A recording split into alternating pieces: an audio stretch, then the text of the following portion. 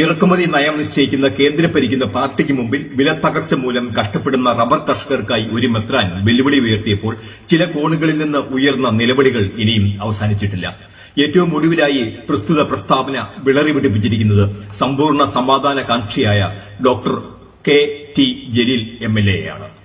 മലബാർ കലാപത്തിൽ തലയറുക്കപ്പെട്ടവരുടെ ചരിത്രം ആഴത്തിൽ പഠിച്ച് ഡോക്ടറേറ്റ് നേടിയ ഡോക്ടർ ജലീൽ പാമ്പ്ലാനി പിതാവിന് സ്നേഹപൂർവ്വം ഇന്ന് ഒരു ഉപദേശം കൊടുത്തു. BJP നൽകുന്ന റബ്ബറിന്റെ വില വാങ്ങുവാൻ ഉടലിനുമേൽ തലയുണ്ടായിട്ട് വേണ്ടേ? തലശ്ശേരി മെത്രാന്റെ തല കാക്കാൻ ജലീലിക്ക നടത്തിയ മുന്നറിയിപ്പിന് മറുപടിയാണ് പോസിറ്റീവ് സ്റ്റോക്കിന്റെ ഇന്നത്തെ അധ്യായം. 1921 മലബാർ കലാപത്തിൽ വാര്യംകുന്നത്തിന്റെയും അലി മുസ്ലിയാരുടെയും പങ്കാളിത്തത്തെക്കുറിച്ച് പഠിച്ച് ഡോക്ടറേറ്റ് സമ്പാദിച്ച ചരിത്രപണ്ഡിതനായ ഡോക്ടർ ജലീൽ ചരിത്രം അല്പം പിന്നിലേക്ക് മറിച്ച് 1-ാം നൂറ്റാണ്ട് വരെ പോയി റോമാ സാമ്രാജ്യത്തിൽ നീറോ, ഡയക്ലീഷ്യൻ തുടങ്ങിയ ചക്രവർത്തിമാരുടെ കാലഘട്ടത്തിൽ കഴുത്തറക്കപ്പെട്ട, തീയിലെറിയപ്പെട്ട, വന്യമൃഗങ്ങൾക്ക് ഇരയാക്കപ്പെട്ട ആദിമ ക്രിസ്ത്യാനികളുടെ ചരിത്രവും കൂടി ഒന്ന് പഠിക്കണം. അറുത്തുമാറ്റപ്പെട്ട തലകളിൽ നിന്ന് ഉയർത്തെഴുന്നേറ്റ ചരിത്രമാണ് ക്രൈസ്തവ സമൂഹത്തിന് ഉള്ളത് എന്ന് കാലം പഠിപ്പിക്കുന്നു.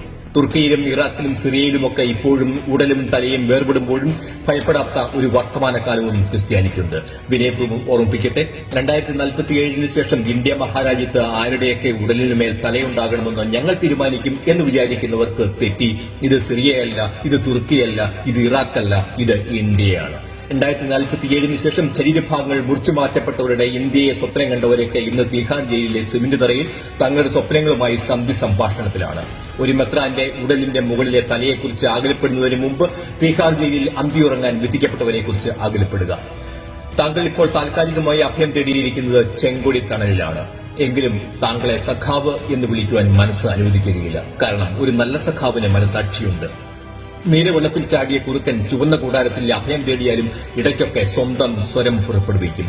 ഒരു പഴയ സിമി പ്രവർത്തകന്റെ ഓരിയിടൽ മാത്രമായി ഈ തലപ്രയോഗത്തെ പ്രബുദ്ധ കേരളം നോക്കിക്കാണുന്നു.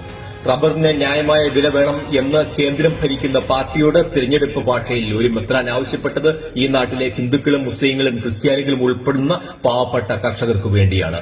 റബ്ബറിന് 300 രൂപ വന്നാലും ഉടലിന് മുകളിൽ തലയുള്ള കർഷകരാരും ആ പണം വാങ്ങുവാൻ ഇവിടെ ഉണ്ടാവില്ല എന്നാണോ താങ്കൾ ഉദ്ദേശിക്കുന്നത്? അഥവാ അരിയും മലരും കുന്തിരിക്കവും ഒക്കെ വാങ്ങിവെച്ച് ഈ നാട്ടിലെ പാവപ്പെട്ട കർഷകർ വരും നാളുകളെ സ്വീകരിക്കുവാൻ ഒരുങ്ങുക എന്ന മുന്നറിയിപ്പും താങ്കളുടെ വാക്കുകളിൽ ഒളിഞ്ഞിരിപ്പുണ്ടോ?